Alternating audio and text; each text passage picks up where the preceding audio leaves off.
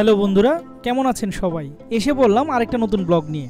গত 17ই অক্টোবর ছিল একটি বিশেষ দিন।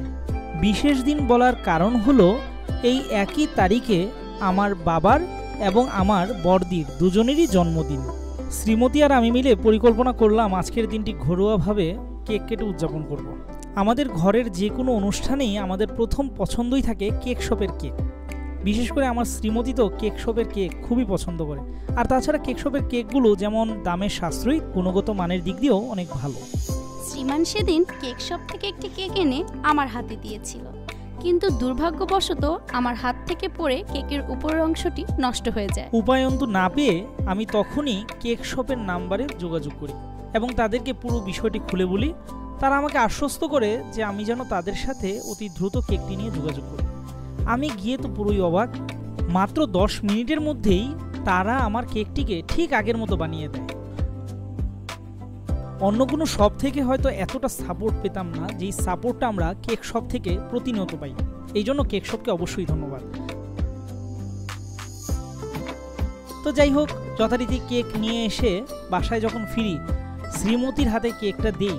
শ্রীমতী আর আমার ভাগ্নি কৃপা তো কেক দেখে সম্পূর্ণ অবাক হয়ে গেল, কারণ এখনের কেকটি আগের কেকের থেকেও যেন অনেক সুন্দর হয়ে গেছে।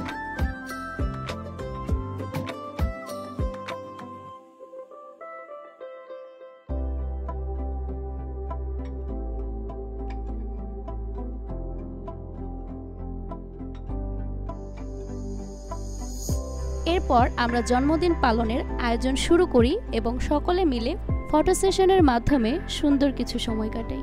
জন্মদিন তো প্রতি বছরই আসে যায়, কিন্তু এই বছরের জন্মদিনটি একটু স্পেশাল। কারণ হচ্ছে আমাদের পরিবারের নতুন দুজন সদস্য এবছর জন্মদিনে যুক্ত হয়েছে।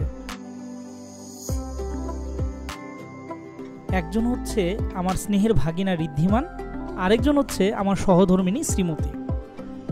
এবং আমার শ্বশুর বাবাও এই বিশেষ দিনে পরিবারের সবাইকে একসাথে পেয়ে বেশ আনন্দিত ছিলেন। এবং অনুষ্ঠানে সরাসরি উপস্থিত থাকতে না পারায় অনলাইনে ভিডিও কলের মাধ্যমে যুক্ত ছিলেন আমাদের বাড়ির একমাত্র জামাই কাজল দাদাবাবু।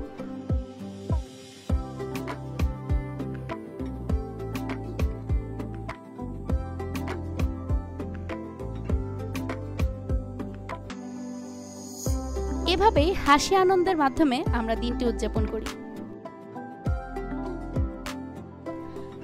আমরা পরিবারের সবাই যেন এভাবেই একসাথে হাসি খুশি থাকতে পারি, এর জন্য সকলেই আমাদের জন্য আশীর্বাদ করবেন এবং আমাদের ফেসবুক পেজটি ফলো করে এবং ইউটিউব চ্যানেলটি সাবস্ক্রাইব করে এভাবেই আমাদের পাশে থাকবেন।